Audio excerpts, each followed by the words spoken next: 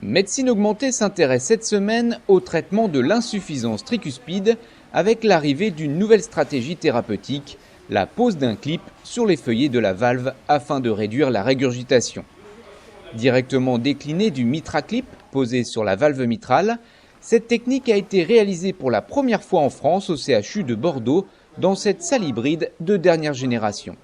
Rencontre avec l'équipe médicale du service cardiologie de l'hôpital Haut-l'Évêque.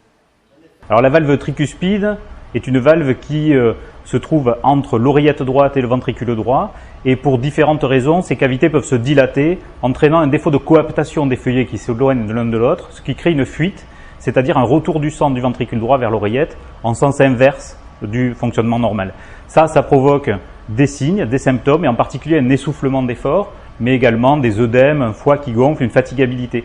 Ces patients, on n'avait pas grand-chose à leur proposer jusque-là. Maintenant, avec le TriClip, on rapproche les feuillets, ce qui permet de limiter l'importance de la fuite et ce qui diminue assez rapidement les symptômes.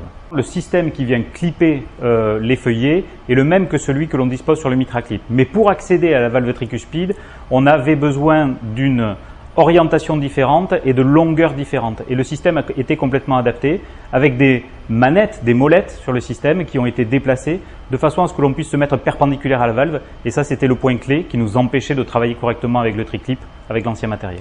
Alors, les patients qui ont une fuite tricuspide sont nombreux. Tous ne vont pas se prêter à une fermeture de la valve tricuspide.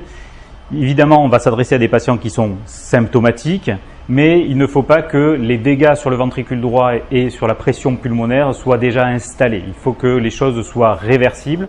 Et on sait que cette régurgitation côté droit peut amener à des défaillances du ventricule droit qui est à haut potentiel pronostic. Et quand malheureusement la défaillance cardiaque droite est présente, on sait que c'est trop tard pour le patient. Donc il est fondamental de diagnostiquer cette insuffisance tricuspide, cette dysfonction diastolique. Et pour cela, seul le contrôle échocardiographique permet d'avoir les éléments nécessaires pour orienter correctement les patients vers cette prise en charge avec le TriClip.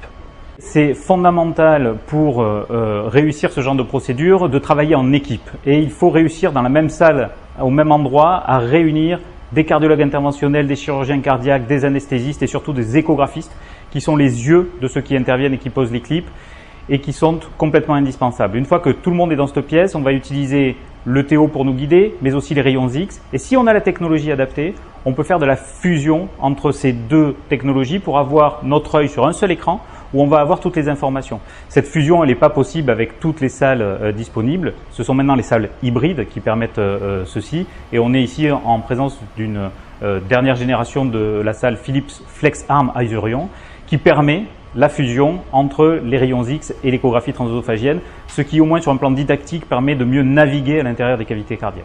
Beaucoup de malades qui sont adressés pour une prise en charge chirurgicale pour la maladie tricuspide ne peuvent pas être opérés à cause du risque opératoire. Et cette évolution technique vers les thérapies percutanées, et donc le TriClip, va permettre de répondre à un besoin clinique et améliorer la survie, même augmenter les survies de certains malades qui ne peuvent pas être traités chirurgicalement et que le sera avec le TriClip.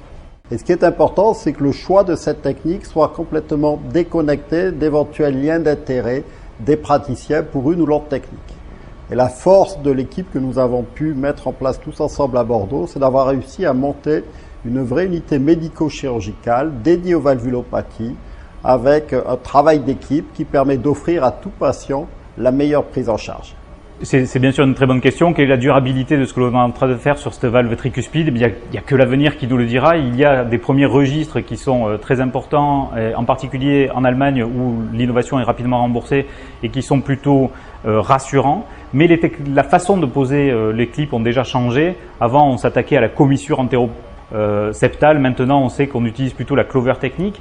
Mais on va avoir besoin de recul. Alors pour ça, plusieurs études. Une première étude Triluminate qui nous donnera des résultats sur le moyen terme dans les années qui arrivent et qui est déjà terminée. Et puis en France, de manière très importante et gérée par nos amis de Rennes, eh bien l'étude TriFR qui va commencer dans les mois qui arrivent et qui permettra de répondre à toutes ces questions avec une bonne véracité scientifique. Cette émission touche à sa fin. Merci de votre fidélité et rendez-vous très vite pour découvrir de nouvelles innovations médicales.